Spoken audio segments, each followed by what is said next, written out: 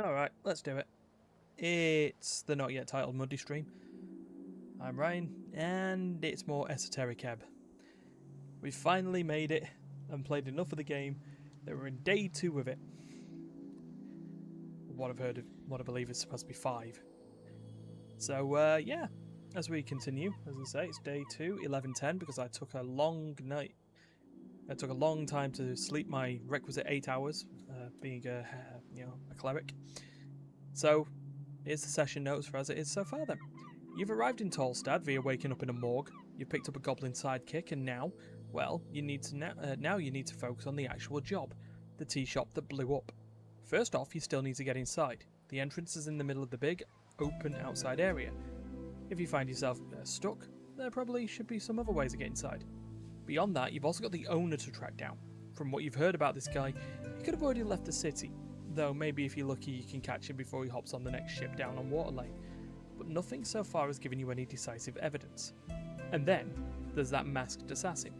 You have no clue who has it out for you. Everything about this stinks. Chris.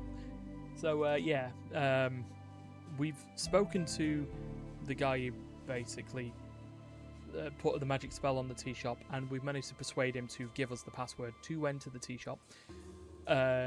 We went into the down below for a little bit. A lot of that happened. We resolved a situation between I say resolved, we basically shouted at the pair of them to fuck off. A bunch of lads trying to torch papers, and a bunch of girls trying to post papers. And beyond that, we got a couple of feats. So, yeah. Oh, we also managed to do something the angel never thought was going to be possible. Conversation. So, yeah. With that, we're in Snell's pad. And we're going to get out of here. And I think it's time to go and check the tea shop out.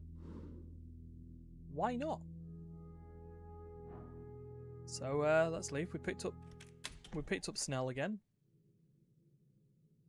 Let's go. Trying to think what the quickest place, the quickest way to the tea shop is. But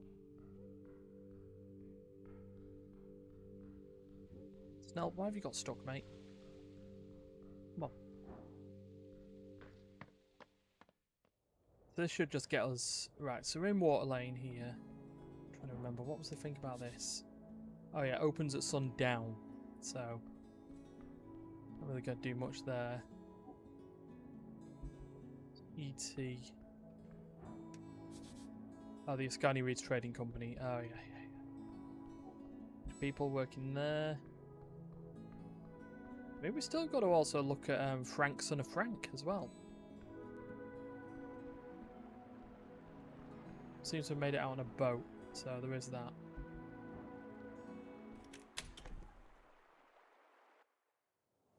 So, yeah. Oh, yeah, the crab. Engaged with the crab still. Oh, yeah, citizen. We succeeded in shaking its hand without dying to getting our hand broken by a crab. Right, up the ladder. I keep double clicking stuff. Right, let's climb the ladder again. We don't need to do that. Ah, yes. Whoops. Just open. What's this? Bunch of site safety rules. Then it says, if broken, contact your local union representative. So yeah, these fools are here, but we'll leave them for now. I want to investigate this tea shop, start getting, you know, down. Hey, cleric, down you go. There we go, tea shop. Now, do I remember the... Here we go. You approach the tea shop door once more. Right, tea shop. So what's the plan, cleric? The plan is that... Knock. No. Grease? No. We will clear our throat and speak the password. cardamom poison. Saying the words immediately causes the nails to jump out of the planks. The blue aura of the arcane lock spell just fades away. They fall to the ground, one after the other. You actually made it in. Well done.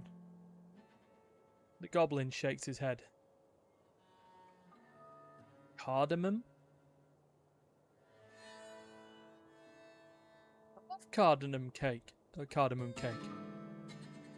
Of course you do. You're only human. Beyond lies the ruined tea shop. The goblin gives you a serious look. It's time, cleric. You get ready to step inside. Your body begins shivering. Keep your guard up. Get ready to run. Meek smell old fire. Bad magic leave. Stain here. Master, be careful inside. The tea shop awaits. I keep forgetting that I'm wearing a mimic as a cloak. I really do. I keep forgetting. Alright. Okay, well, with that, you know what? My turn a cantrip on. It's a little dark in here. Alright, well, time to start investigating stuff in the area then. Before that, I will save on my not yet titled Monday stream save file. Okay.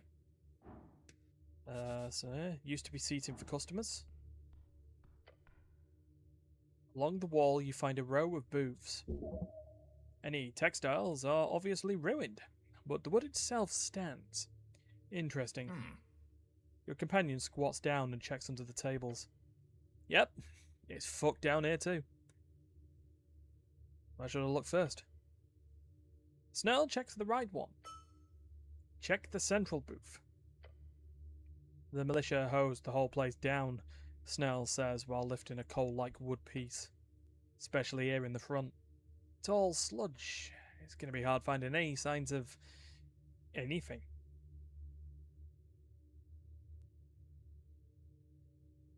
Bad guys always leave big signs. We'll find something. Wouldn't that be neat? He says and drops the piece. Yell if you find something. You focus on this particular booth. Or what used to be one. The textiles once draped over the seating have been turned to ash and charred along with the expensive wood. Along with the water damage, the elemental forces here are intense. The stone tables remain standing for now, scorched like the dwarven architecture. Yeah, no, I'm not finding anything here. I'll check the other booth. He lifts his head and sniffs. Keep looking for now. But let's not waste too much time here. He's ordering you around. He can't do that. The row of booths are still there. Still burnt to a crisp. I mean, you know what? Archival knowledge. Okay, Snell helps you look around. And -1. Look. Okay, -4. So I still need to roll a 7. 7 or more. 15, 11. That's, see, absolutely fine. Lifting some of the wreckage, you spend 10 minutes searching around the crevice behind the booth. Until something catches your eye. Something not burned. You reach out and grab it. It's a tiny metal leaf. It fits in the palm of your gloved hand. As you wipe off the soot, you find it in strange condition. Its intricate design shows both value and style, but you feel a tingle down your arm. The tiny leaf fits in the palm of your gloved hand. A magic item? The brooch is half melted.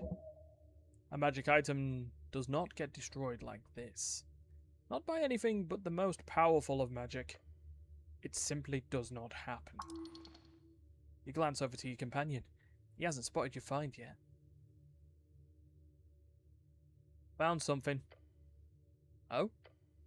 The goblin scoots on over to you and looks at the tiny pin in your hand. Strange. Interesting.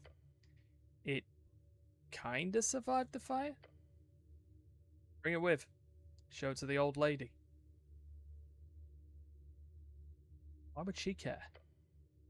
Obviously she'd care. Alright, sure. He looks around. Let's focus somewhere else in here. Like the charred remains of the table? Glancing over the scorched wood, you find it simply burned like everything else, barely existing. But it is wood. Intact wood, relatively speaking. It is still quite strong, wedged along this stone bench. Okay. Might as well put pressure on it. You lean on it. You strain. It takes some effort, but soon you can hear the wood fibers twitching. It snaps. You hold the piece of wood in your hands. Your companion gives you a confounded look. What? It wasn't ruined enough for you? Yeah. Taking out some rage. He shrugs. Not like I'm gonna stop you. Looking at this piece of wood, it's been infused with fiery energies. Looking inside the burnt wood, you see a sliver of alive bracken. The thickness of the survived and burnt wood suggests a certain level of heat and firepower. If this was caused by a fireball spell, a regular third level wouldn't do this to kind of damage to bracken. Interesting. Alright, cool. Can stop looking at the booth now. Oh, what's wisdom say here? Laughter and debate once filled these seats. What else have we got here? Only the stone base remains of this. You step in behind the counter. There are compartments filled with ruined tin boxes. In the back, there's a complicated set of tubes and pipes combining into some type of tea-making machine. A brewer. Not often you get to see these days. For such a fine and expensive piece of machinery to break. A shame. I'll have a sweet with cream, please. Snells. No, I'm going to say, it says nasally, I'm taking that back. I'll have a sweet with cream, please. He leans over the counter. Oh, make that half cream, actually. My tummy's sensitive today. He's making fun of humans and their love of milk. Not the best joke, but he'll like you more if you play along. We only serve hill-sourced oat milk, sir. The goblin looks at you, then looks at the counter, then looks at you again. That's called a double take. Good job. Look at his face. Pure shock. Good one, cleric. He waves his claw. Check the counter. For a short instant, he actually thought you were funny. Damn. Okay, let's look at the surface first. There's a slab of wood covering the stone base of the countertop. More like charcoal at this point. It was once finely sanded bracken, now ruined. Okay, the machine. Pipes and levers melted, glass shattered. This was once a fine work of engineering. Okay, let's check the pipes. Copper pipes. Expensive. Once shiny, now charred and burnt. They're bent. Definitely bent, not burnt. Oh, okay. Thanks, intelligence. Let's check the copper chamber. This is where you put the tea leaves. As you lean in, you don't see much beyond some burnt muck through the cracks. But you do smell something. Your stomach turns. Does it smell like that? It contains something foul. You do not know what. Move away. I'm going to lean in closer. Come on. Don't. Let's inhale the smell. You smell the disgusting burnt muck through the gaps of your helm. It smells like disgusting burnt muck. Oh, I shouldn't have done that. Oh, bad. Lost 3 health by sniffing burnt tea? What smells foul makes your nose stronger. That's not true. Holy hells, stop shoving your face into whatever this shit is. Okay, alright, fine. Look, I gained 5 XP for it, alright? Your knees shake, but you stand. As you turn round, you find the goblin glaring at you with a worried expression. I'm going to pretend I didn't see that. Alright, fine, we'll check the output valve. There's a metal valve at the end. It's shut. It's only shut when it's brewing. That means it was working during the explosion. Okay, well, let's open it. You try to turn the valve, but it bends at an odd angle. Wait, that's not how a valve is supposed to feel. It's stuck. Alright, let's be careful with this. Only with finesse can you tame a machine like this. Because you're such an expert at that. You carefully put pressure on the valve as you turn the little lever. Suddenly, you hear a snap. A tiny piece of copper comes flying towards you, hitting your helmet with a dink. You totally let it do that. Oh, there's more. Shit, step back. The valve bursts open, releasing an oozing pile of tea, ash, and God only knows what else onto the floor. Gods be damned, Snell mutters and holds his nose. The scent is particularly awful. Avoid. Avoid. Excuse me, what do you mean, try to survive? I mean, to be fair, there's a -4 DC on this one because, as it says on the screen, I've already smelled this shit. But, DC 4. Oh my... Oh, meets it, beats it. Fuck. You rolled a 5 on the die. Wow. Foulness. But nothing you cannot stand. You smell the fetid, melted ooze. Oh, this is disgusting. The goblin is dry heaving next to you. Try your best not to puke. Alas. You persevere. Yeah, great job, man. Now stop smelling weird shit. You are not enjoying it. The floor behind the counter is now covered in a layer of ashy mulch. Oh, well, yeah, what did I gain from this? A loud ding comes out of the machine as the last dribble of ooze exits the canister. It's still operational? The hell? Operational? More like leaking innards. After the bell, a box opens up at the top of the machine. Inside, you see dry tea leaves. Wait. This thing was ready to go. Doesn't that mean it was being used during the explosion? Possibly. Truly a possibility. Alright, well, that means those tea leaves are evidence. The goblin is correct for once. Okay, evidence, huh? Snell stares at you.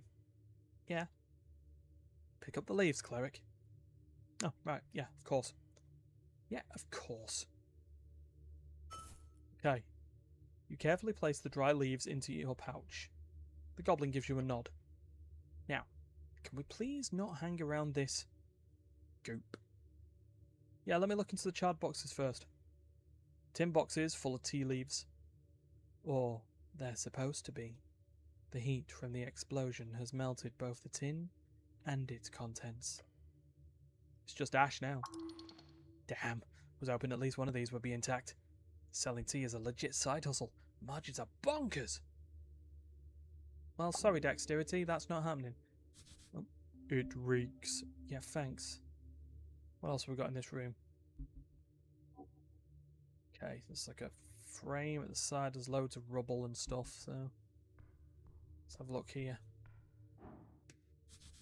Clumps of what was once porcelain. No? Okay. On the floor beneath the shelf, you find a pile of broken porcelain. Damn, it's like a clump, he says, and coughs a little. The heat must have been extremely intense at this spot to cause such an effect. Old Master had cup like this. Sorry, what? Old Master had big collection. Of cups? Yes. teacups. Yes! This old master of yours is sure is a strange character. Yes! I had to pick one up. Grabbing the edge of a cup reveals how stuck it is. You can't move it an inch. They've been deformed by the fire. The heat must have been thousands of degrees. Fine, I'll leave it alone. I don't want to lose more. I don't want to lose more health trying to pick up a broken bit of porcelain off the floor. You know, the amount of stuff I died to already in this game. It's a miracle the chamber is not completely collapsed. Okay. Whatever content once filled this chamber has been pushed up against the cracked walls. The dwarven masonry is damaged in various locations, and every single thing in the chamber is burnt. This is the center. But where exactly did the explosion originate from? Beware. Beware. Okay. DC 9. Archival knowledge. On saw blue flames. Meek is here. Meek being here is just a thing. I've got a +4. Go! Meets it, beats it again. Oh god. Rolled a 4 on the die. Don't like it. You look around and find the damage confusing. While centered in the chamber, the damage appears uneven, as if the force of the explosion was struggling with itself. With that thought, you receive a vision. Replaying the event in your mind. An explosion. In the chamber. In the chamber. Conflagration spreading. It just doesn't work. However, you experiment in your head with the idea of multiple explosions. Suddenly it clicks. You start counting. 1, 2, 3. It's not enough. Looking around the chamber, you see several points from which the fire clearly spread. The explosion is... no. Explosions. Explosions. Multiple. Your companion lifts his head from whatever scraps he was looking over. What did you say? You keep counting. 4, 5, 6. Even that is not enough. Fires. The immense force. 7, 8. You point at the last spot on the floor you can see. Near the west wall where you're standing. 9. 9? 9 of them. Goblin's gaze dances around the chamber. More than one? He mutters. You're about to blow his little mind, aren't you? Wait. Okay, I get the option to say 9 separate explosions simultaneously, but the action before I say that says, hold up 7 fingers. I mean, I'm still going to do it. 9 separate explosions simultaneously. He stares at your fingers. He looks around the chamber, concerned. Walk me through it. How do 9 explosions go off at the same time? We got a cabal of sorcerers? A coven? What? Careful now. Do you really want to share this info with him? The goblin is not your boss. You don't need to tell him anything.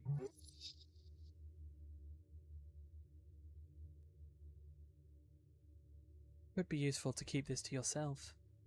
For now. I trust Snell.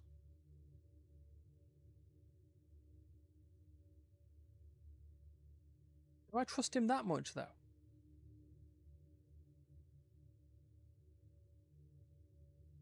Yeah, screw it.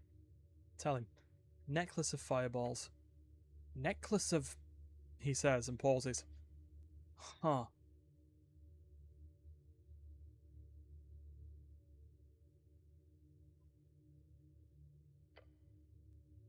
Like the assassination of Princess Ilona? The assassination of Priestess Ilona. The inciting spark of the Coast War. An imp blew up an airship in Blood City Bay containing an elven diplomat. A strangely iconic event, eventually spiraling into that idiotic self-destructive war between Arcanists and Old Dimenor, occurred in 398 AE. I didn't know you were a history buff. He ignores your comment and looks around at the destruction. The mass-produced shit they used in the Coast War. You couldn't get close to this level of force. You're telling me someone tossed 9 beads of fireball, essentially a fully charged and practically invaluable magic item, into a damn tea shop? Was that or a group of very quick hags? The goblin smirks. Speedy hags. How horrific. Hag. It's 3 down. Spellcaster focused on communing with powerful primal and esoteric forces. Always feminine, often employed as freelancers. They're very common around the coast ever since the MHR initiative during the Coast War. He rubs his eyes. Well, shit. Another thing to report. Old lady's not going to believe it. Alright, so the idea at this point is I'm going to need to get, what's it called, aren't I? I get the information at the tea shop, then I go over to Sage Leaf, and then, you know, see where we go from there. Well, let's see what we got here. A flipped table looks heavy. The only not disintegrated thing in the central chamber is this stone slab. It's just very, very cooked. Maybe leave it alone. Your arms cannot carry that burden. Ah, yes, a table. It must have been flipped over by the force of the explosion. Hmm? You want to flip the table?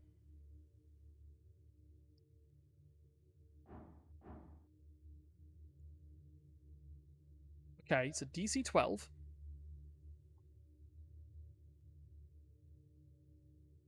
It's a DC 12. I have checked out the rest of the chamber, so the DC is, you know, reduced by 10. I have advantage because Snell is going to help me out. What if I got a roll? It says DC 12, but it's actually DC 11 according to this. So I need to... Oh, no, I need to roll a 12 because that makes the 11. Yeah, 12 or higher. Okay. Go on. We've got advantage. Oh! Who's good? You grab the thick table with your gloved hands, gripping it firmly, strongly. This is still the table we're gripping here, right?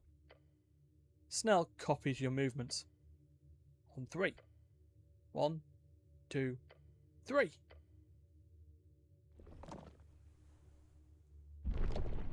Oh! Oh, that's a body. Ugh. You stare into the dark corner of the tea shop.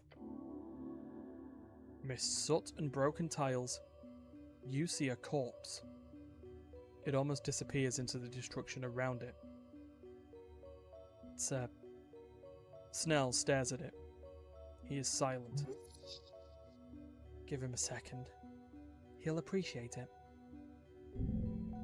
Gods be good. Huh.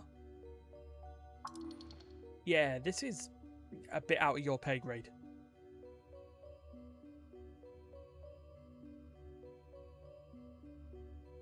On casualty. He flinches and looks at you. Yeah. Confirmed. The corpse appears completely charred to you. Size is average. In human terms, somewhat slender. Hard to make out anything other than a silhouette. The goblin steels himself. How much experience you have with corpses, cleric? Your thoughts land on anatomy books, basic medicine training, nothing practical. The goblin breaks his intense stare down at the corpse and turns to you. Cleric? Experience with corpses? None. Great. Guess we'll have to do this one step at a time. We should do a preliminary checkup, just to scope out the scene. Then we'll transport it to the Lich House, I guess.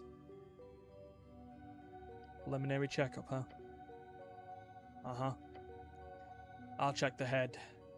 You, check the hands or something. Nasty business this turned into. Well, time to go to work. You take a few careful steps up to it. Seeing it close up causes you to shake.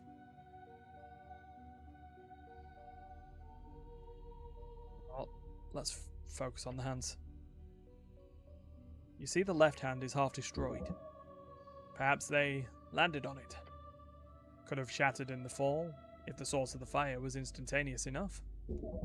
But most likely, the fire would have taken at least half a minute to be lethal. And only if the fire source was hot enough to cook the target's brain. The thought causes your stomach to churn.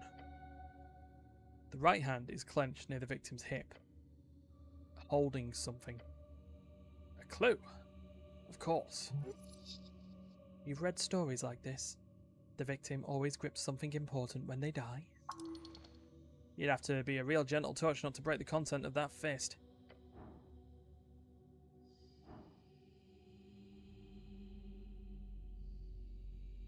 +6.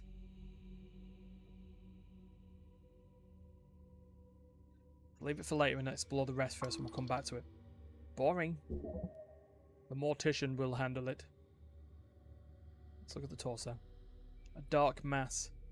Once skin. Now appears to be but a solid mass. The intense heat caused rapid muscle contraction, freezing the woman in place. How do you know it's a woman? She placed herself in this position, most likely to cover from the explosion. We haven't checked. What? Sure. Nothing but blackened, brittle carbon residue. However, you are quite certain this was a woman. Well, only because intelligence told me beforehand. The mortician will have to determine that. Whoever led her to this corner. Oh, sorry. Whatever led her to this corner. It was quick. Woman, unknown age. She crawled up in this position moments before the explosion. She did not suffer. Got it. Good info. He leans in, slightly closer. I guess we check out the head. Not much to see. Fire's burned off everything. While charred beyond recognition, the skull itself is fairly intact. The mouth is intact. Good. And why is that good exactly? So you can have someone to talk to, of course. Speak with dead. It requires an intact mouth on the corpse to successfully mimic speech. It's a 3rd level necromantic spell. Allows you to animate a spirit into a corpse and have it answer 5 questions, as long as that corpse retains a suitable vessel. That mainly boils down to still having some sort of mouth, including a functioning jaw. Even in this condition, the corpse should be a valid target. Do I notice anything else? Good question. Looking for distinguishing features, you do notice something interesting. The ears. Ears? Ears. Look at the ears, Snell. He squints. Barely there. What about? Is the shape off to you? Well, yeah, because of the fire. Unless you mean... He tilts his head. Oh. Oh. Wait. Despite barely keeping a recognizable form, what remains of the ears have a peculiar shape. They're sharp, pointy. Oh. Pointy ears. Snell looks around. There's only one humanoid creature on the coast with this body size and pointy ears. Not an orc. Not a gnome. Not a human. The goblin takes a step back. No. No chance.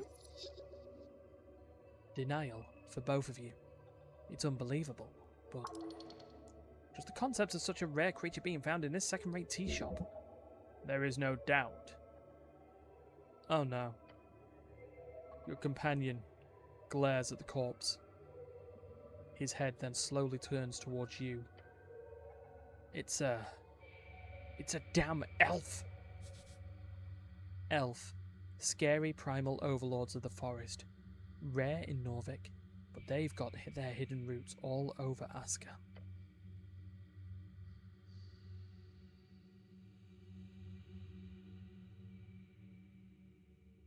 Huh.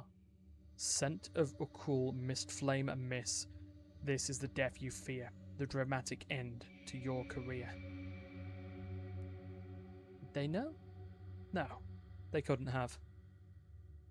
Yet you have, through no means of your own, landed in this trapped hallway of a mission. You only have one choice now. Find out exactly why this happened, who killed the elf, who blew up the tea shop. You feel the answer must lie below. Far, far below.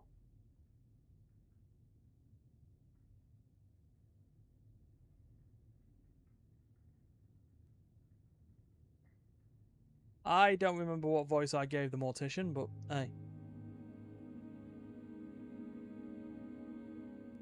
Been a long time since episode 1. Been a very long time.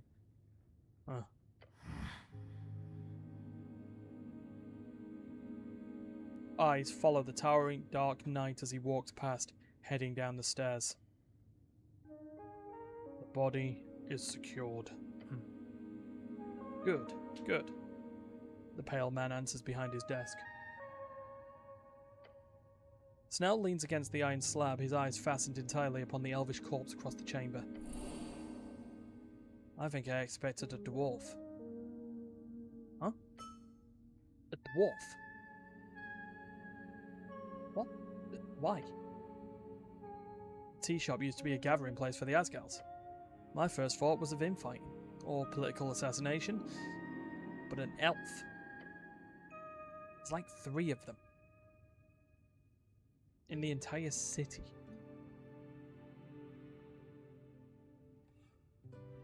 Should I say? Ask him about it.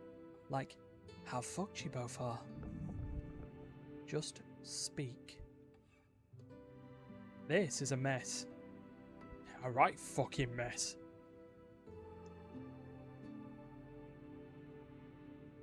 Should be easy to identify an elf, right? You'd think that. I'm guessing it'll be impossible.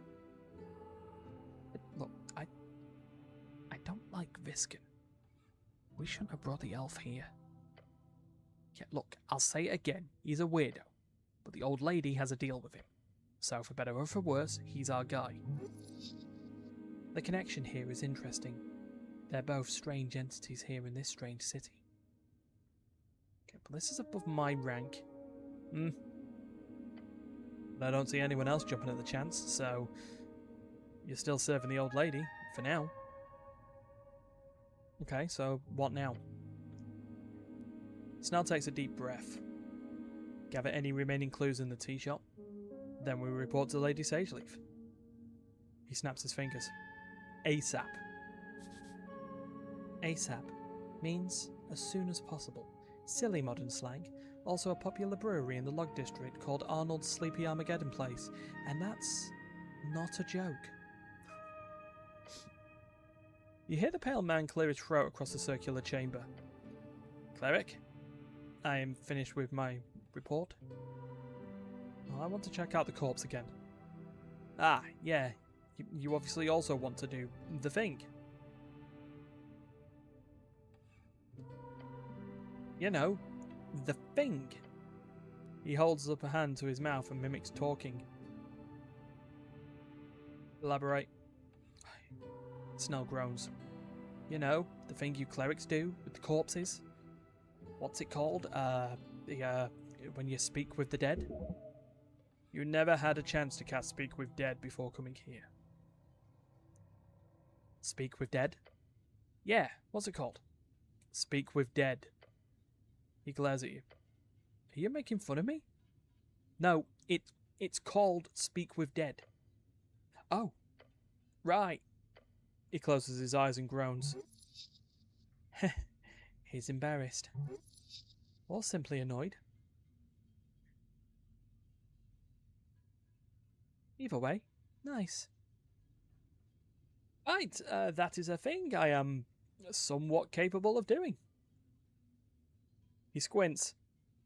Phrasing it like that doesn't evoke trust in your abilities, cleric. But you get 5 questions from that spell, right?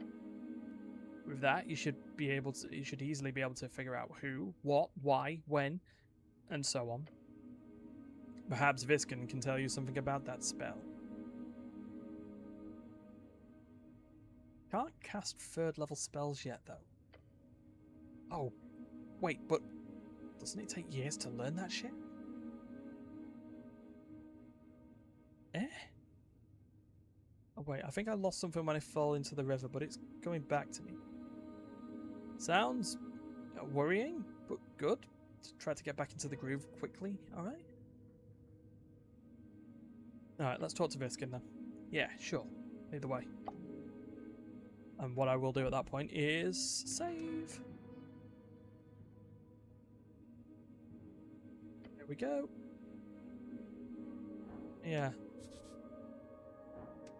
It's on this tome, I'm trying to remember. Flip the tome open, there are fine hand-written letters scattered across the pages. You can read these symbols, but they're in Old Draconic Dimenorian. De verbis draconum ars occulta. These words should translate into something akin to occult dragon speech. The author's name appears to be Calum Dimenori. Huh? Oh yeah. The goblin lets out a tired sigh. Don't complain, Snell, this is important research. Fine, I'll take a breather, you do your research. Yeah, that's not actually, let's spent 2 minutes on that. What's this? Right, so that's one corpse. That's the corpse of... Remember on this. Your fate one day. Oh, yes. What's this then? A note next to these says, magic items belonging to the deceased. Ah, braces of thievery. Okay. I'll take them. Right, let's speak to Visken then and see what's going on. We can try and roll again, see if we can hit 20 on his intelligence check. Means what? Plus 4? Not learning any more information there. Okay. Alright. Let's not trifle. Let's not try and steal stuff from him. DC 31 wisdom check. That's not happening. Like, saving a nat 20, that's not happening.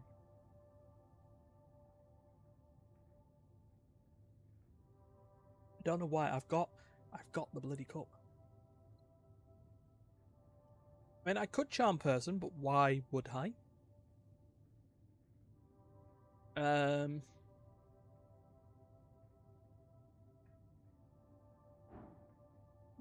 found this mimic in the city below. A mimic, he repeats. Oh! The creature peeks out of its folds. Scary thing. Master beware around this one. How very, very quaint. You pick up familiars at an alarming rate, cleric. I am certain you will handle that monstrosity well. I hope you're not implying that I'm also a familiar. The pale man does not respond to the goblin's comment. Okay, tell me about the dead elf. Yes, cleric, there are a few points to go over. 6 points of interest, to be precise. He hands you a piece of paper with the points on them. Tell me which points you wish to go over. The goblin groans. Don't give him choices. We'll be here forever. You should pick the last point first, then go random. Keep them on the toes. Begin with the least interesting. That will keep you Begin with the least interesting. That will keep you engaged, most susceptible for information gathering. Who cares? Just get through this boring list as quickly as possible. Hold on. Didn't he say it was a 6-point list? I have 8 here.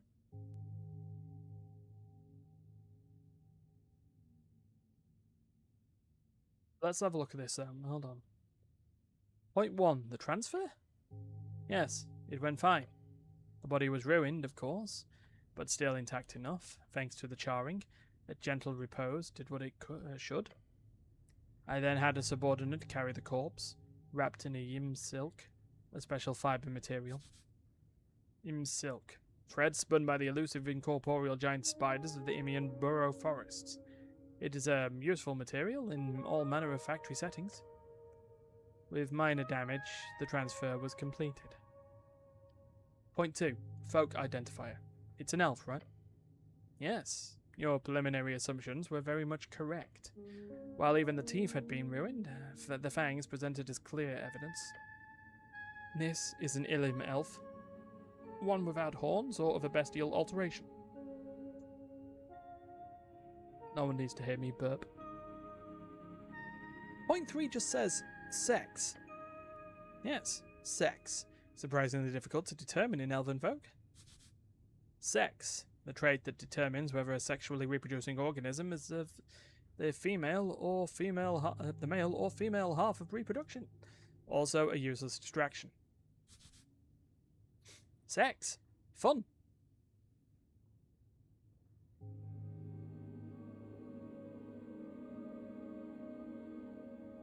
Let's continue. Sex would be nice. Not with anyone in this place, though. Jesus. While funny, this is probably not the best moment to attempt a joke.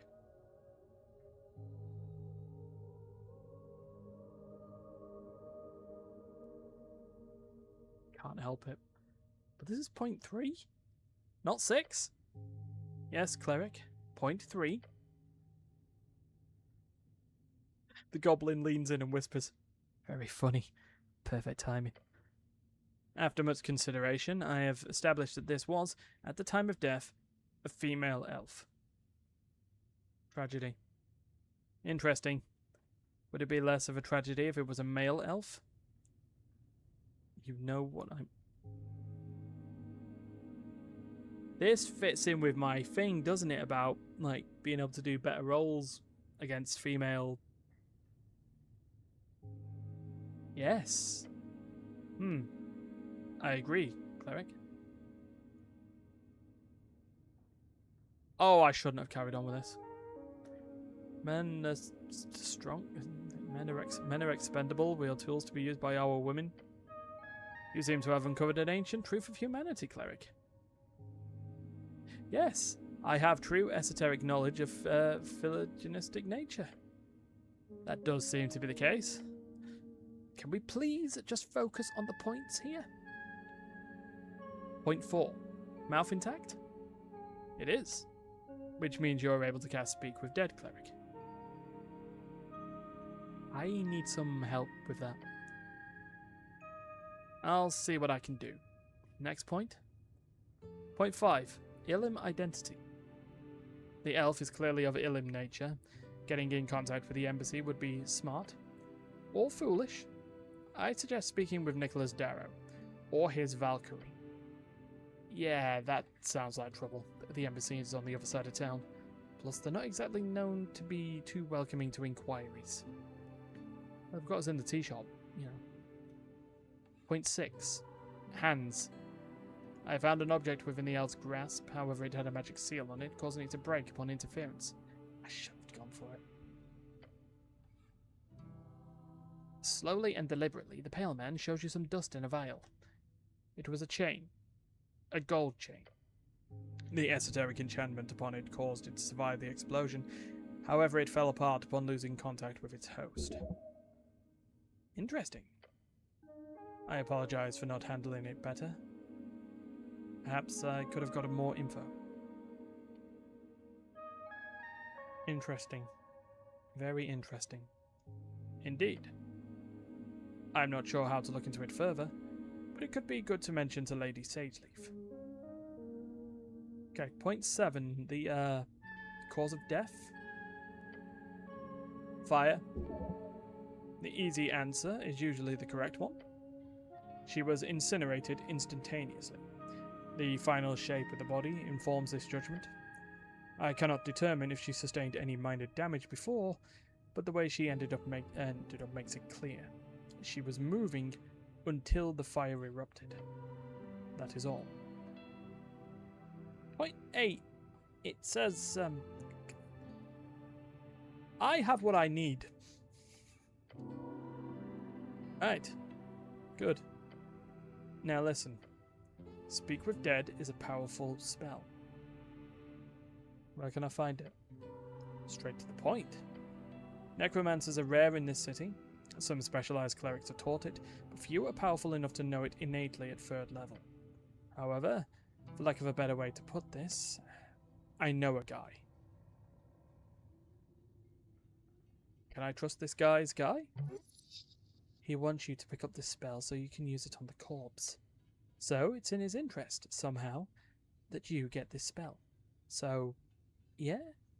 Maybe? Now tell me about this guy of yours. His name is Bondaval. He is, or was, an Arcanist, a pupil of the Fortress of Verdun, if you believe the rumours. A perfectly square, miles-wide urban expanse placed at the centre of the Verdun Hills. Nothing grows around it, and there are no entrances. One of the great mysteries of Ascan, said to be the cursed city of some forgotten magocracy. Those who have attempted to scale its wall and survived say it's filled with undeath and general negative energy. Oh. Cursed and evil place you've heard about in stories as a child. Surely this is a necromancer. A necromancer. Bondaval is an eccentric fellow. You may find him down in the crypts. Alright, I'll go look for him. If you treat him well, he will surely share his knowledge with you. Once you are in the crypts, one of the western coffins has a handle that may be rotated. Do so, then pull. His private area will be revealed. So he lives behind a secret door. Yes, that is correct.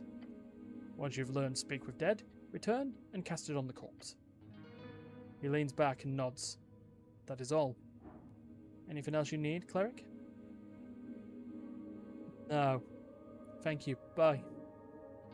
And with that, I will go and take a save. And I will be back in a couple of minutes.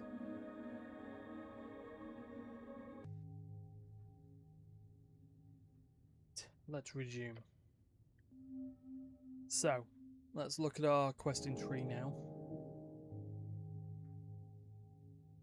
We have the update on the Elven Connection. Still got to try and find... still got to get away through the below. Yeah. Copper Press. Valkyrie. Phoenix Folio. Oh yeah, fix your spellbook. Cult Hit, yeah. I'm trying to do that. Crypt Keeper. Find Balderval. River Take Key. Still not finished that bit off, but that's fine. In our inventory, we've got... Oh yeah. We over-examine this resistance note. Handwritten note entitled Important Notice to Resistance Members of Tolstad. That sounds like a good organisation. Well, we've already done this. What are they resisting? Read the note. Tonight's ting is cancelled. Meet up tonight on Water Lane instead. It's time to stop the chant. It's signed by R. Ah yeah, right. Interesting. A bit scary too. Young people should not be running around. Yeah, but we've done young and dumb, haven't we? It's right there. We did it.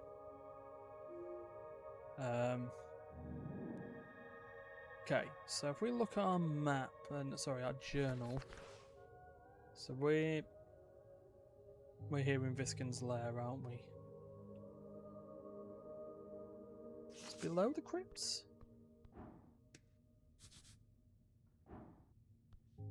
We're able to get into the back door, weren't we, of the of the city below when this happened.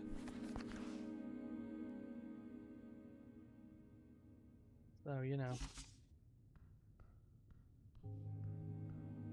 past all these apples, all these rotting apples. Did I? Crate filled with sand. I don't like sand. You approach a crate full of sand. They've imported sand to Norvik. Inspect the crate. It appears unmarked. The lid has been tossed behind it. Looking closer, you can see the lid has been bludgeoned. The splinters and the nails that are supposed to keep the crate shut have been ripped out. As you glance around, something moves. The sand. It moved. The crate is filled to the brim. Why would they crack open the crate like this? By the great men of strength, get out of my... strength, get out of it. By the great men of Diminor. There we go. This is cursed item, known as cursed sand of the Mall, also known as mosquito sand, from HE. Whatever you do not touch it. Not good, master. Make smell bad vibration. Maybe I should be a bit careful then. Yes, master must beware. Okay, let's not mess with the sand. So that takes us steadily down fine to the city below. And this door... Isn't this like a door that we've managed to... Oh, this takes us to the Goblin Garden. Okay. But we don't want to speak with Lady Sageleaf yet. There's still bits of the tea shop. As much as the thing tells me that we've fully investigated the tea shop. Oh no, we've finished investigating the tea shop. It's not saying we've fully investigated the tea shop. So, you know. So, yeah, I may just carry on back in there. Finish investigating it, maybe speak to Sageleaf then. See where we go. We're now on the point where I can start, you know, making a little bit of progress. Fuck you and your milk run. I'll be having that. Right, anything going on? Bird nest. It's always like a dragon? Goblin wall art. Yeah, I think it was, wasn't it?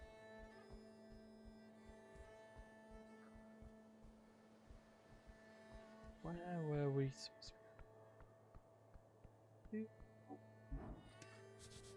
Old faded posters nailed to the wall. They're unreadable. Yeah. I still can't believe someone pushed me off here. Oh, hello. Bikes are cool. You should ride your bike more.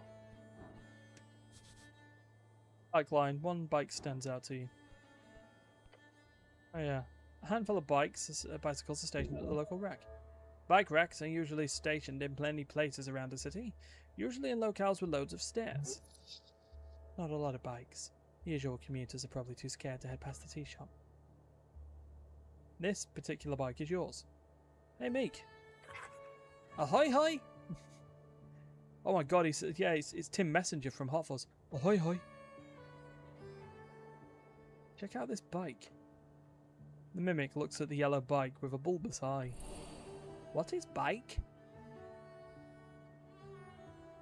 It's a cool device you can ride through town looking cool on. Meek is intrigued. Meek is scared. What if you fall and hit head? That's where the helm comes in, buddy. That is why. That is why Master have thing on head. Meek learn not so much about Master. Meek enjoy not dungeon very much. It's not too bad, this monster around your neck. You're gonna take him on a ride once this all blows over. I mean, yeah, I suppose. Right. Tea shop. Tea shop, tea shop, tea shop, tea shop.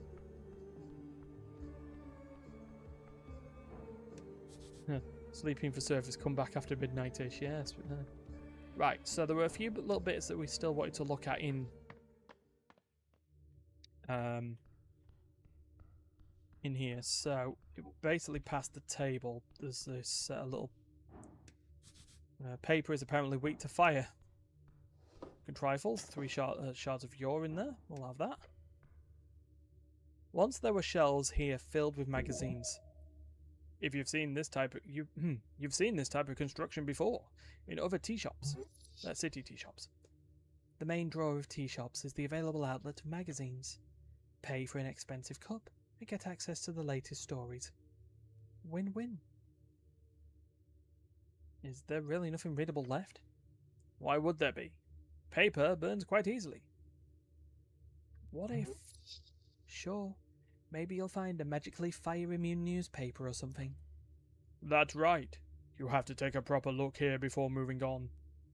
Great. Just great. Your eyes sweep over the ashy remains. Should look at something else. Why? What? Pocket watch.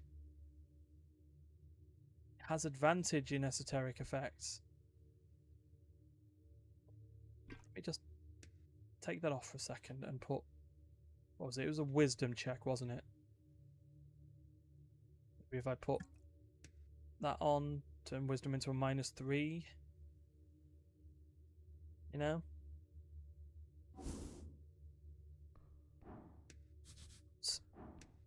Okay. Yeah. Yeah. Yeah.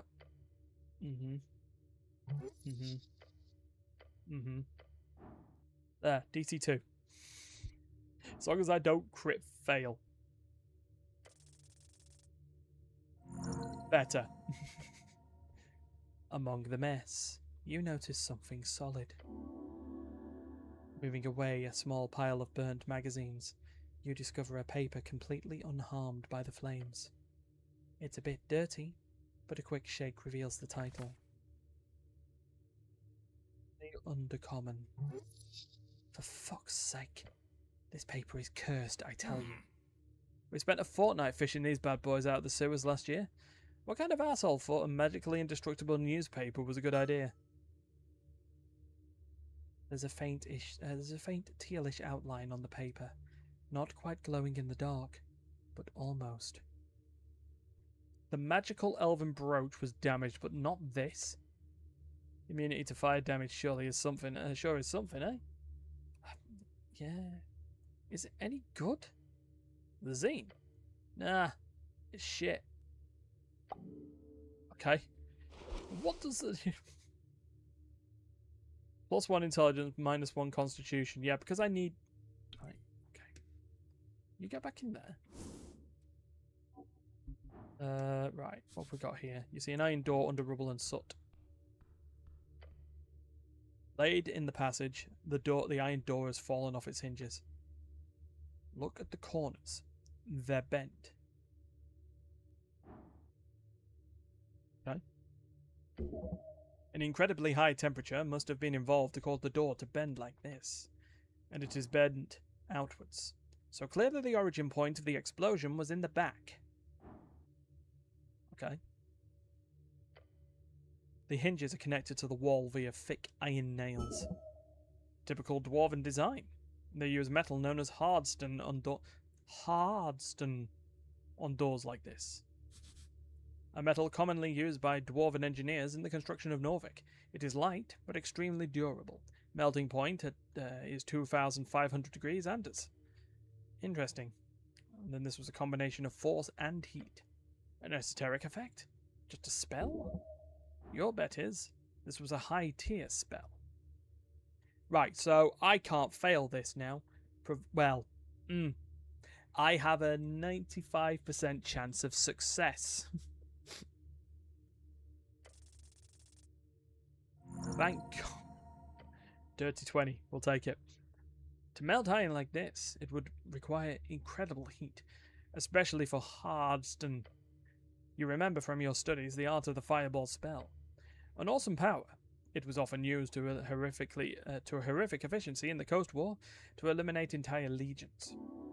But to reach degrees hot enough to soften this iron, it would have to be of 7th level or higher.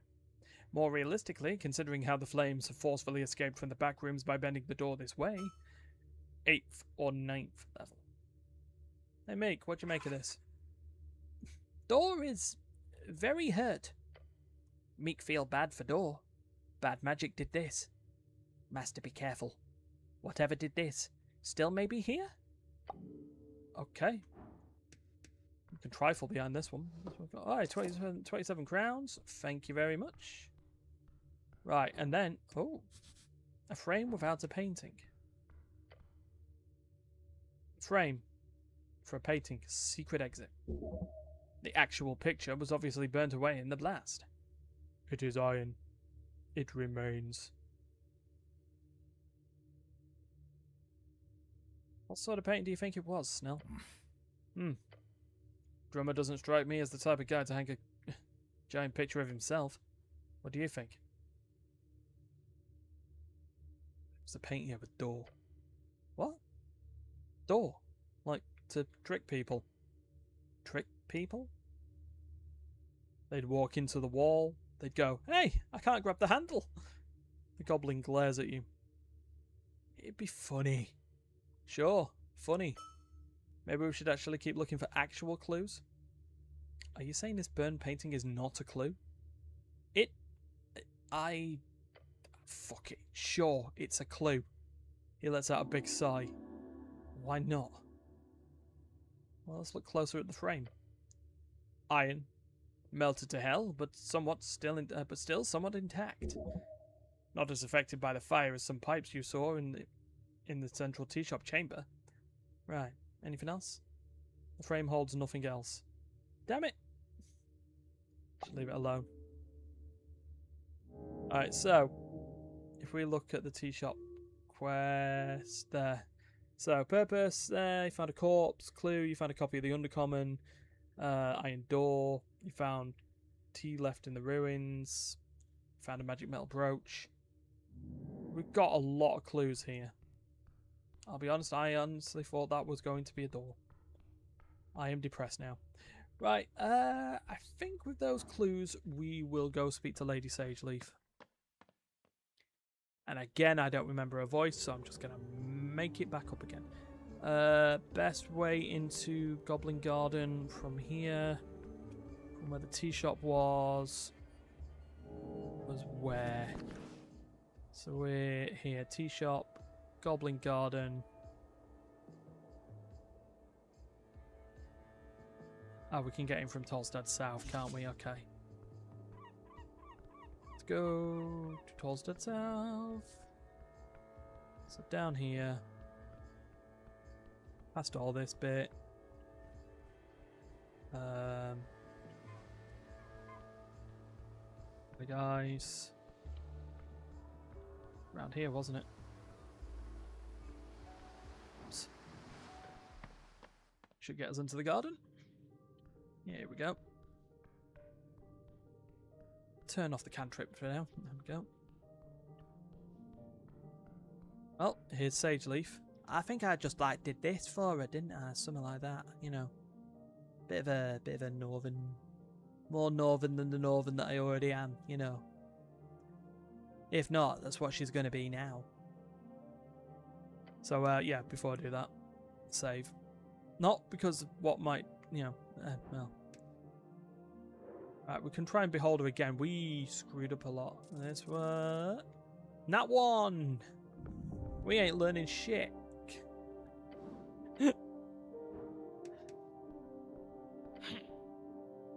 Cleric? The lady leans back in her throne. You've returned. Wait. Oh yeah, about the tea shop. Well, well. Her eyes focus in on you and the room seems to shrink. Go on, Cleric. Snell takes a deep breath next to you.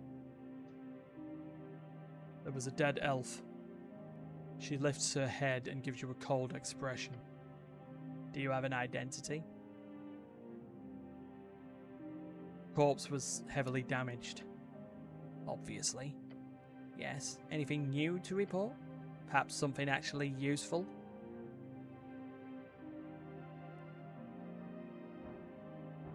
Right, so we turned that into a DC-17 because of, you know, archival knowledge, the blue flames, I've had a gold chain around, told Snell about the necklace. Maybe we could give off these clues. So, a brooch survived the flames. A brooch? Show me. Now. Okay. The lady inspects the leaf in her tiny hands. Tacky. Typically elven. And magical. Her eyes lift, landing on you. Yet also ruined. Yeah, magic items are not supposed to break. If this brooch was indeed destroyed by this inferno, then the origin of that fire must have been magical. Well, that's what I believe to be the case. Who walks around with a melted magical brooch? True. It's pretty strong evidence. She turns it over in her claw. The brooch itself is indicative of high-ranking elven power. This symbol is worn by members of the Mender's Court.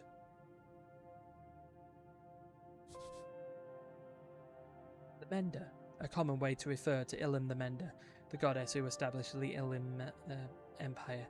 She was kind of a big deal before she died last century. Oh. The Mender. Ilum! Her witless nurse has spun this band into chaos more times than I. She clenches herself. She catches herself and mutters through her clenched maw. If her shadow is responsible for this. Can I have it back, please? The dragon tosses it to you with a frown.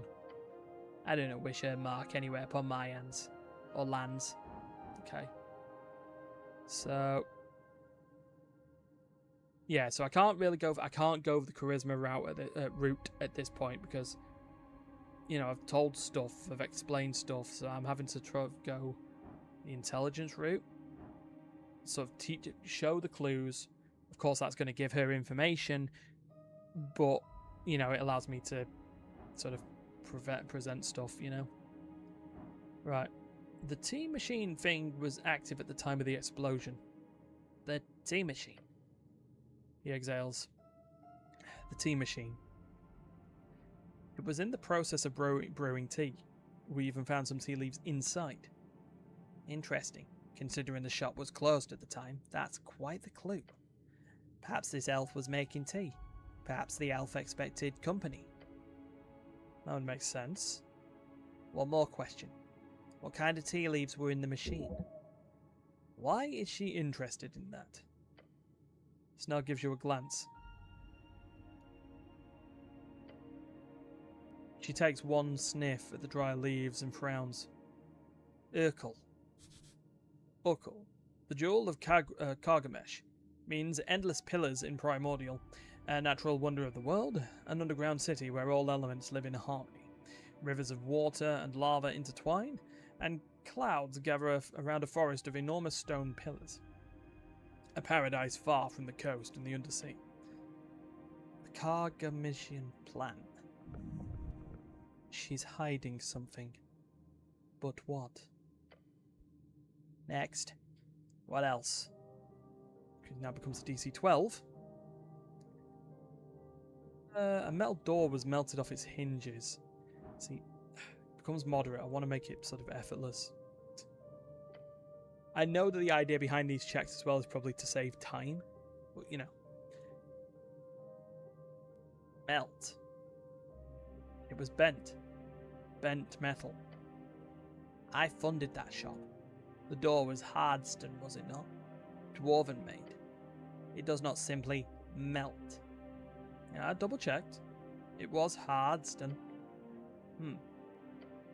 Her face scrunches up. To melt hardstone. That would require incredible heat. Something like a 7th level fireball would do the trick. That is good information. Well done. Okay, so it's now an effortless check. There were 9 explosions.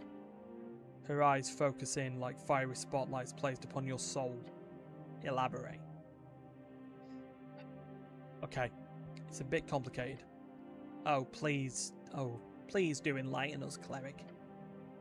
Bring some wonderful human knowledge into our uncivilized halls.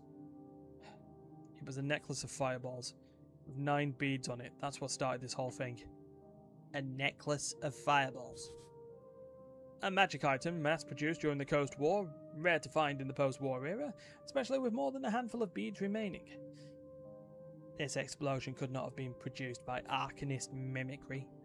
You're speaking of a divine era, or even older artifact?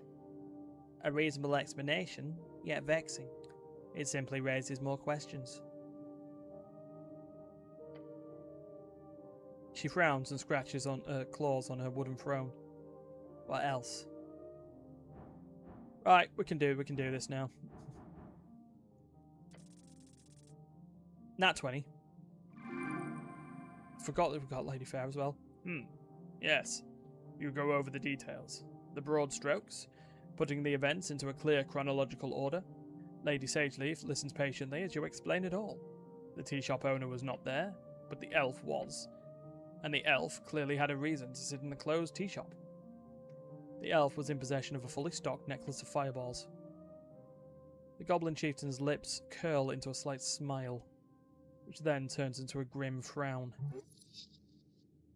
You got excited for a second. Go on. She finds your explanation intellectually stimulating. Time to lay out the entire plot, from the beginning. One thing that didn't make sense to me from the start was, why a tea shop? She shrugs. Why indeed? She glances between his, Snell glances between his queen and yourself. Careful now. You know the truth. You understand it.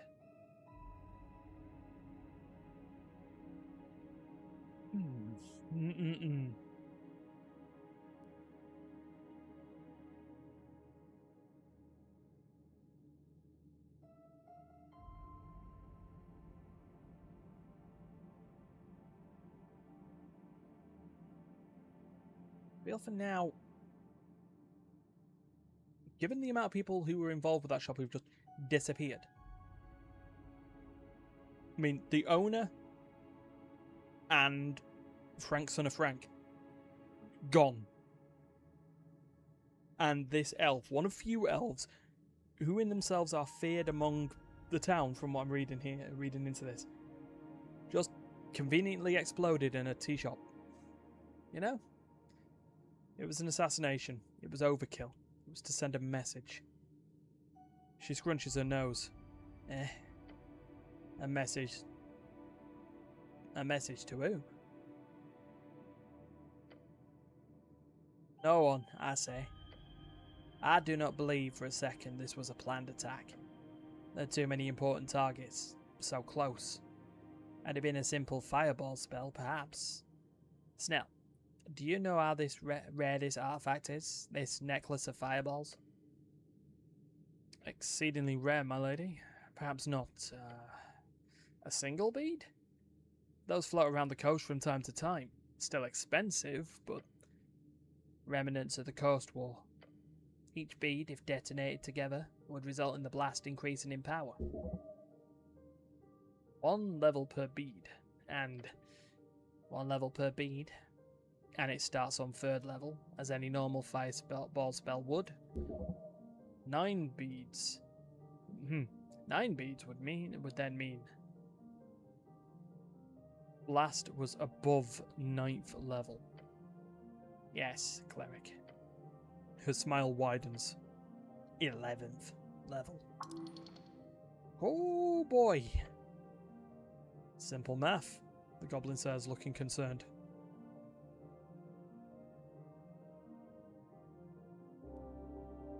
Earth, pray tell. She scoffs loudly and with an air of annoyance. I'm just impressed the dwarven masonry still stands. I assumed such power would tear reality itself asunder. But no. It simply scorched a lot hotter. I should also mention there was a gold chain in the hands of the elf. A gold chain. As in, that must be the necklace then. It actually survived the blast. It turned to dust after it was removed from the corpse. The goblin chieftain clicks her tongue and leans back in her throne. Interesting. Once spent, the core chain must have retained some magic. Until trifled with, of course. The lady glances to Snell. Then back to you. Well done. You've convinced me of this perspective. For now, at least.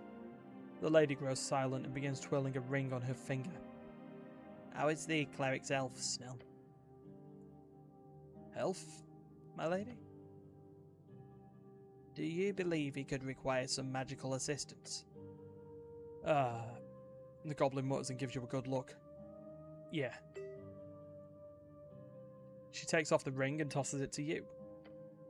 Wield it well, human. It'll keep you up and running. She leans on her claw and glares at you. This joint venture is not yet finished. Snell? Cleric? Yes, my lady. You need to find the responsible party and bring them to justice. That is what you do, is it not?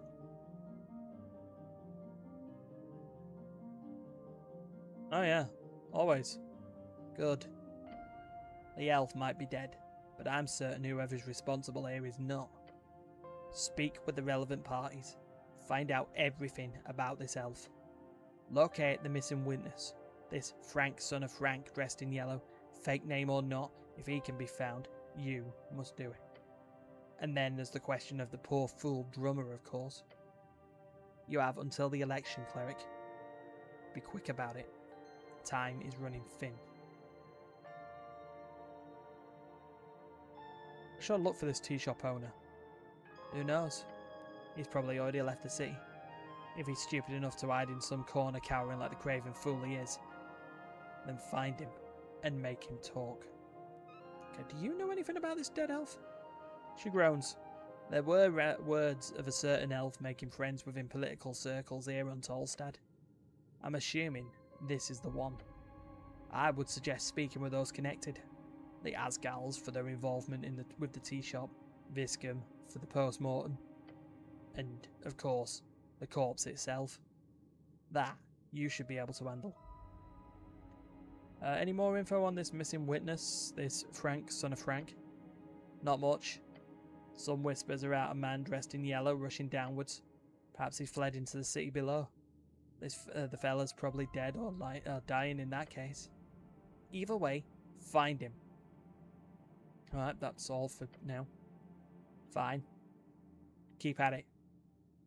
Okay, so if I have a look at my questing tree now, oh, I can choose a feat or take a route.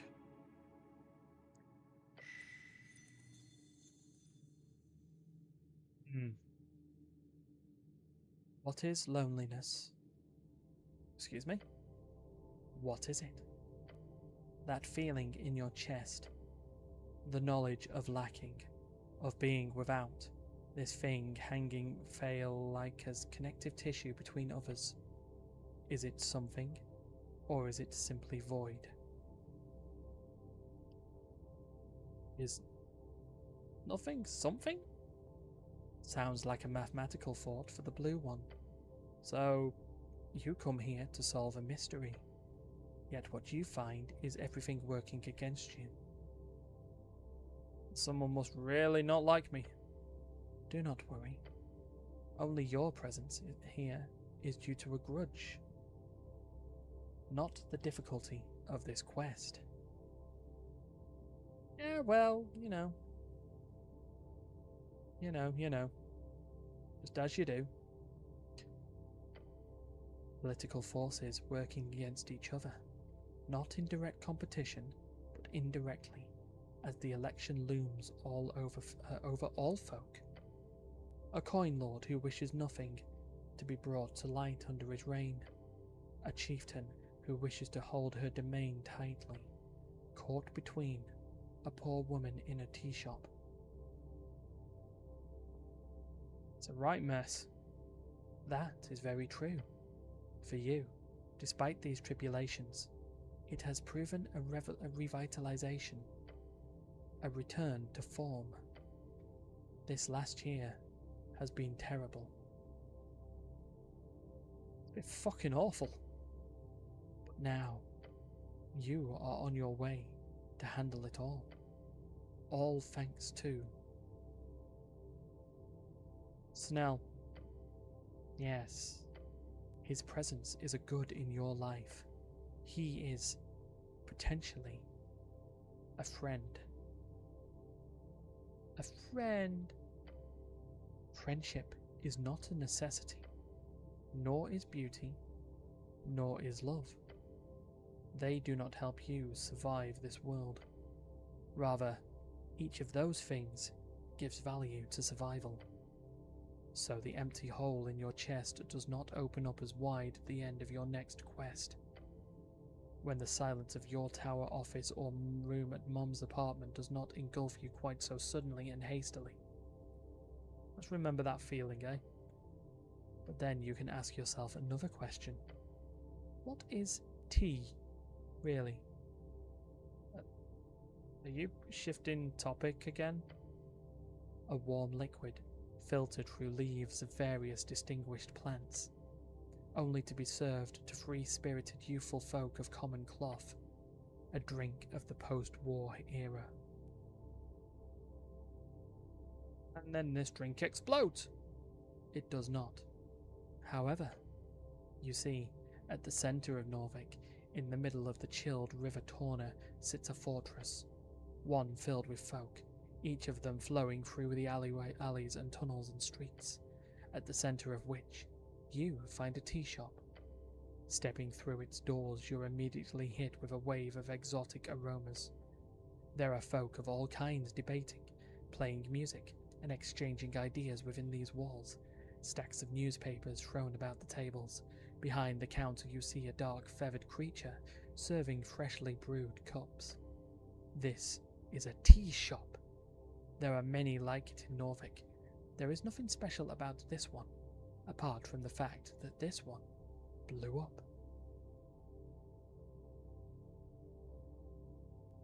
Wait, what's the tea shop called again? That is clearly not important, since it is now left only a memory to those who loved its comfort. It was the best years of your life. It was the closest you ever came to having real friends. Most of it spent drinking halfling tea in Dvargby. Dvargby, one of 5 districts in Norvik, located in and around the Great Steam Pit in northwestern Norvik. The GSP, as they call it, it's a big hole that's always hot, from magic dragonfire or something, the same type that the burned coast the same type that keep the burned coast hot.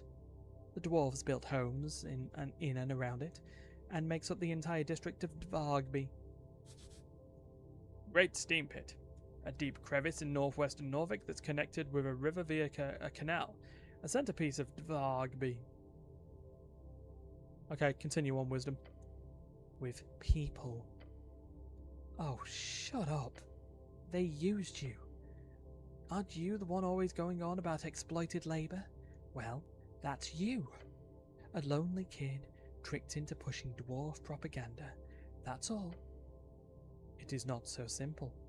They were also kids. Myron, she was trying to... You don't need them. Nothing to cry over. Nothing lost. Everything gained, however. If you hadn't gotten arrested, you would have never joined the Earth God. It was destiny. A group of Asgilists turning on each other, running to the hills. To survive that, it builds character. Keep this goblin at arm's length. You don't know where he's been, or what his intentions are. You will make it as a lone cleric against the world, as always. No, don't push him away. You gotta reel him in, just like everyone else. Your main problem from the beginning has been one thing: honesty. You keep showing your true colours. Nobody likes that. Keep it friendly, keep it light. Everyone should enjoy your company. They can enjoy your company without it being a winning game. But if they enjoy your company, you win. Everyone wins, including you. Ignore this idiocy. Focus on your spells, learning, retaining knowledge, and applying it during your downtime. Become an even greater master of memorization. Alright, tell me, you know what, let's you know what, we're gonna get this feat and this will probably be it for today. So let's learn some stuff. Tell me more about the lone cleric. You're a man. You don't need friends.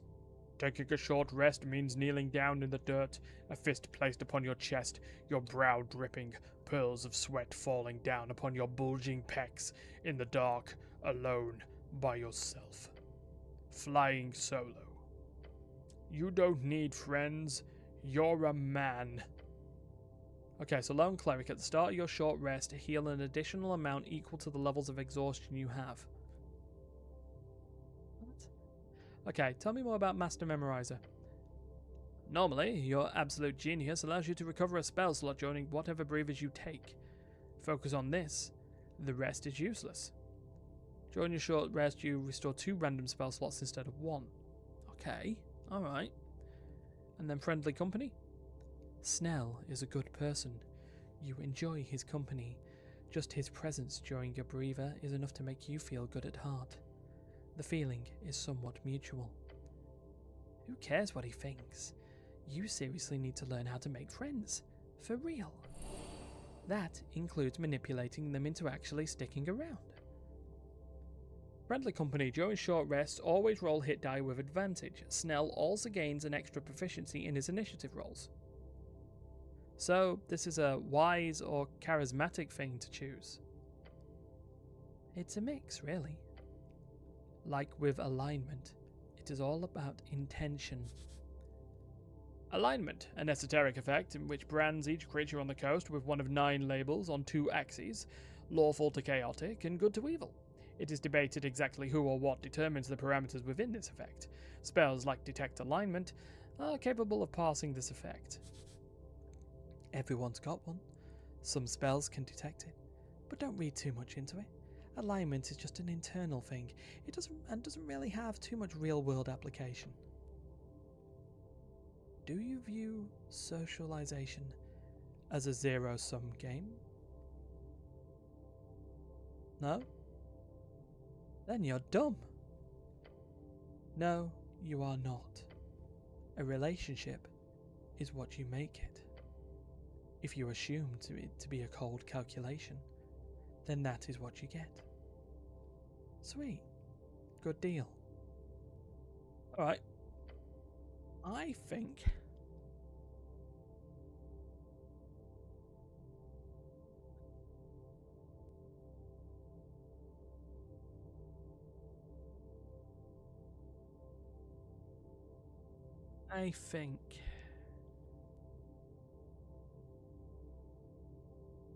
I don't know, 2 random spell slots actually does seem cool.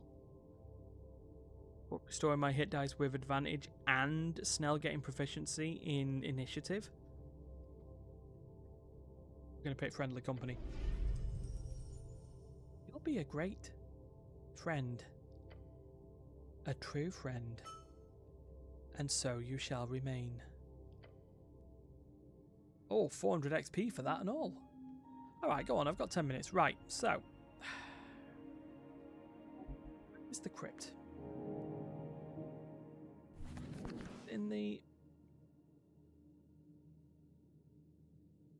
It's in the down below, right?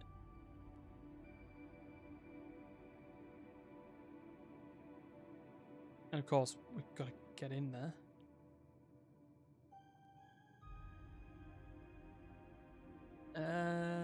Right. Wasn't pillar crossing. How did we get into the... But now we actually got into... Oh, no, we go from the lair, don't we? Sorry, that's... Yeah, we can go in from the lower lair. What are they reading?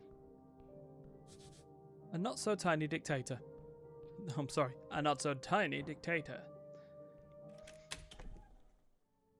And there's also Darrow.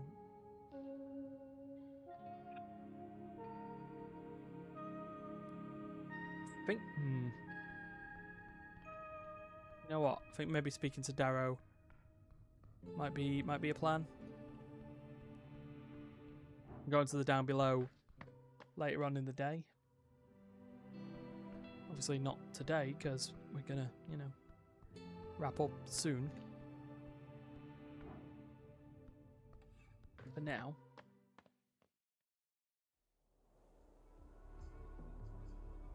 You know. Let's have a look and see what we got. I mean, of course, we might not be able to speak to Darrow, actually, now that I think about it. It might not be the right time.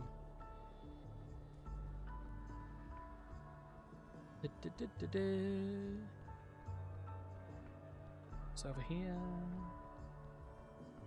Oh, the crypt is in here, right? What was it? In the Temple of Earth? Is that?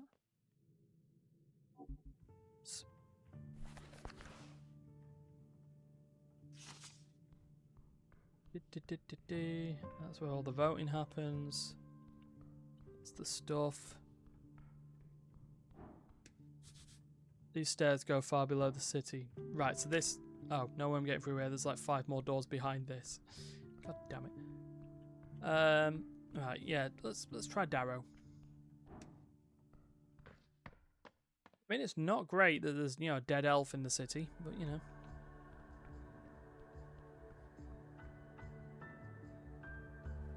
Okay. I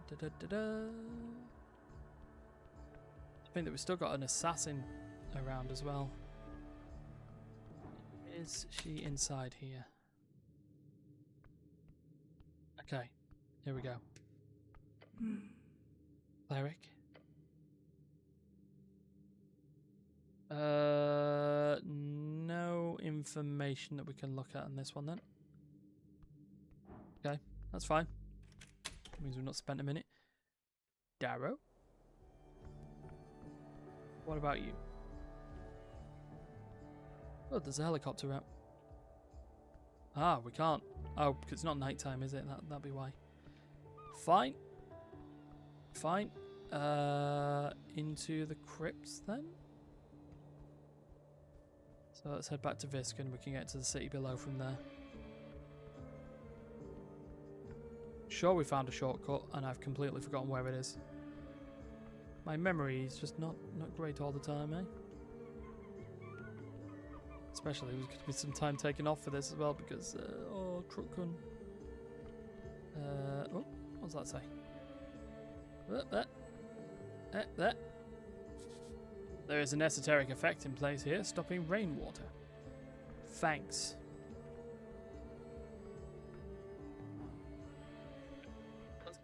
Let's get ourselves into the city below at least. Because yeah, there's still stuff we've got to find. We've still got to chase down Frank and Frank, so still have to also try and find the tea shop owner. So that's also a thing. Right. Into the city below.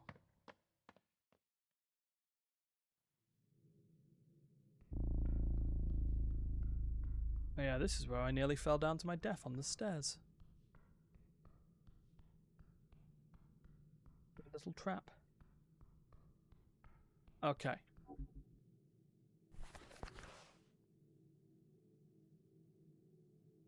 This is the South Caverns. This is the sewers. These seem to be the crypts, but you know. Probably safe. Right, this is where this is what I unlocked, wasn't it? Because down here was where I got cubed. Oh. Done on our cantrip while we're at it. Yes. Hello. Calendar, it's out of date. Embedded upon this altar, you see a circular stone slab. Whoever has worked this survey site in the past has attempted to place it in its natural position. This is a moon chart, left by the white maned barbarians of the Divine Era. The various glyphs on the surface denote not a language, but rather sigils, it seems. Let's decipher the current day. No, that is no use. It is broke. Oh. Yet, this is a useless piece of technology. Oh, I'm sorry, yes. If you feel it is worthy of such a term. Alright, well fine, we'll leave the stone circle alone. Here. You could hop down there. Okay, and how do we hop back up? That's a question. We've got someone mining.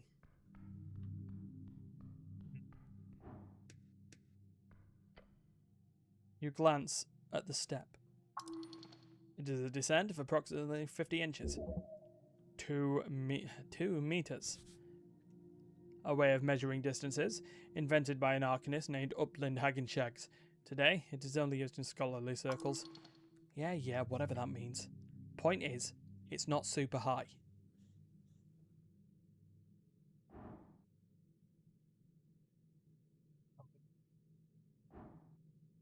An esoteric tingle leads you astray. Let's look over the survey site. You see a dwarf hearing grunts as he swings a pickaxe at the ruins in the corner. There is no point in having a conversation at this distance. Time to get closer. Wouldn't be a problem, right? Oh, come on. Oh, hey, okay. Taking a careful step onto the stone, you begin your descent. Keeping your balance in check, you shift your weight appropriately. Smart thinking, using your dexterity instead of brute force. Your feet find purchase. Stable. Controlled. You are at the bottom of the step. God, you're slow. Can we get moving now? Cheeky. Alright, so what have we got here? We got a jar. Adventurers must have hidden stuff in this pot. And they have. One shard of jaw and that. Oh. One goofy looking cat. Got here then. We got Axel Mardson. It's a Dex base character. Oh, an 8. Ooh. This right here is the fourth pillar of the feudal system. A spelunking, delving, digging, roaming, true-blooded adventurer. I wish I could have done better on that. And he's got a lobster as a friend. Beside the buried statue, you see someone up on a ledge. You hear the sound of working, grunting, clanging, and so on. A dwarf? Down here? Hello up there! Dwarf's smouldering eyes widen as he sees you. Look, Romulus, we got an official visiting. If that doesn't make us official, I don't know what will. Peeking out over the ledge, you spot an orange monster creeping about. Romulus rust monster, tame. A rust monster? The dwarf appears friendly with it. How strange. And, he mutters and leans out. Nice bucket. Thanks, I found it upstairs. What a find. Good, he's playing along. Is that a rust monster? Oh yes, very correct. But no worries. He's very kind. The dwarf mumbles to himself when he's fed. What are you doing here? Me? Oh, you know. He lets out a smouldering laugh. A dwarf's got to have a hobby. He puts down his tools and strikes a pose. Let me introduce myself. I'm Axel Mardson. A dark dwarf. Dark dwarf, derogatory term for the underdwarves. Or as they prefer, underdwarf. Grey-skinned and fiery-eyed dwarves who mostly live along the undercoast. They originate from powerful elementals known as Azers. a fire elemental in the vague shape of a dwarf. They once held a kingdom on the Undercoast until they were broken by the invasion of ghostly ghouls during the late Divine Era. Pretty self-explanatory historical event. Undead army raised by someone named Lich. It broke the Azures and left a collection of underdwarf settlements in their stead. Pleasure to meet you. You're a Norvikian cleric, I assume. Not just. I'm the cleric of Norvik. I'll be damned. Not sure what that means, but it sounds expensive. Oh, and you've got a goblin with you. You HWBT, friend? Yeah. You're that dungeoneer that's looking for cats, right? Cats? More or less. Hope your lady wasn't too mad about my inquiry. I'd say annoyed is a better description, but it's fine. Just don't trespass anymore. Will do. Or I won't, but I should correct you. I'm not a dungeoneer. I'm more of a, with a bright smile, he adjusts the collar on his uniform. Well, I'm what you call an historian with ambition. As he says it, the orange beast sends an echoing hissing noise down the chamber. Exactly, Romulus. We're on an expedition of grand proportions to find the legendary missing mine of Tulamon of Tooling Cattle. The snail folk, ancient builders of the city below. Oh, the snail folk, I see. I figured you'd know of them. An ancient people of great esoteric might. Nothing compared to the Arcanists, of course, but still impressive for beasts of yore. Those weird snail folk. That sounds like a quest. Oh, yes indeed. But just to be clear, I'm not sharing the spoils just like that. Fair enough. Treasure is earned. So here's the deal. I'm in trouble. His pet makes a loud belching noise. Right? He mumbles and gives the monster a pat on the back. You want to help, friend? Help a stranger? That's how fools are robbed. I'll help you if I can. Great! You see, there are two strange ruins in this section of the city below the city. You know, the vast ruins found underneath Norvik. You've been wandering around here for a good 2 episodes so far. Most define it as the parts of the city not yet civilized, although there's a legal definition set in place for each individual district. He points at the statue. White Mane Ruins. Before the dwarves and humans and even trolls, this place was ruled by cats. The theory goes the snails of Tulin had an esoteric mine not far from the Pillar of Jor. The mines of Tulamon, a place of thick veins with endlessly growing amber and platinum. A translucent magical resin with a faint yellow glow. It's used to store esoteric energy and is an extremely valuable material across the coast. The technical term is electrum, and that's an old term for magical amber ore. It is only mined in 3 locations across the coast: the Clanlands of Azkan, the Tufi River of Haichi, and the Rockwoods of Yunm. Clanlands is a term for the unified halfling states in western Azkan. The official name is the Ford Nip Commonwealth, although many avoid this term as not to annoy envoys of the Golden Horde. Yes, and they were the unified states of halfling lands in western Azkan, known as the Clanlands. They were allies of Norvik in the early days of the conquest. Today, the relationship is strained, after Norvik refused to aid them against the Golden Horde. Oh, endless treasure! Thanks, dexterity. But the walking god of the White Mane, for whatever reason, sealed it shut at some point, according to legends. Sealed esoterically, probably, since we can't seem to locate it. Esoteric seals can be broken with the right knowledge. So, you're looking for it? Oh yes. I'm not alone in this, of course. But my research has shown me clear indications that these 2 ruins below Tolstad are more or less unexamined, at least by skilled hands. How can you hide an entire mine? You'd be surprised. The city below the city is, 4 or 5 levels of sprawling tunnels and caverns. Here under Tolstad, it's only this here top level that's in any way accessible. There could easily be some crevice far down that no one, not even the city's greatest paladins, could have gotten close to discovering.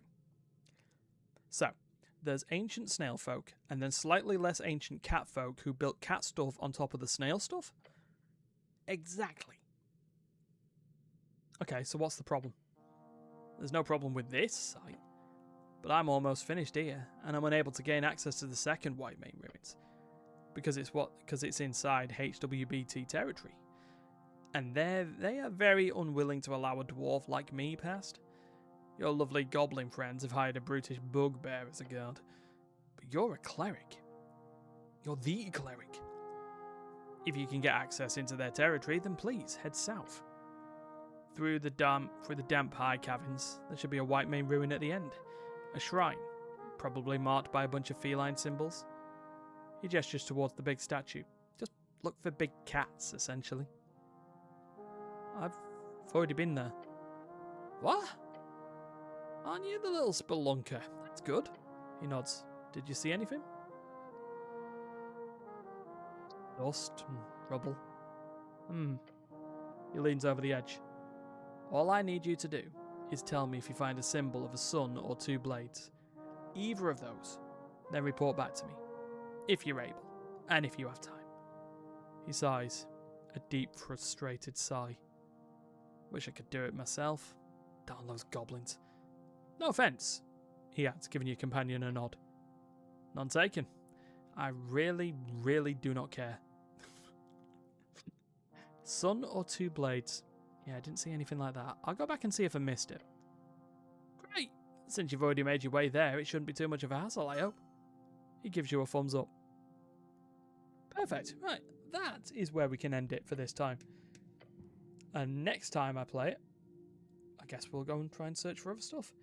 Maybe let the days go long, maybe even try and go into a pub at sundown as opposed to, sort of midnight. Try and speak to Darrow, see what we can do in this amount of time. But until then, it's time to leave. It's Teamfight Tuesdays tomorrow, because on Thursday, it's going to be a not yet titled Thursday stream where I'll eventually, I'll start playing a new session of Prukun is supporting me from another world? So until then, good night.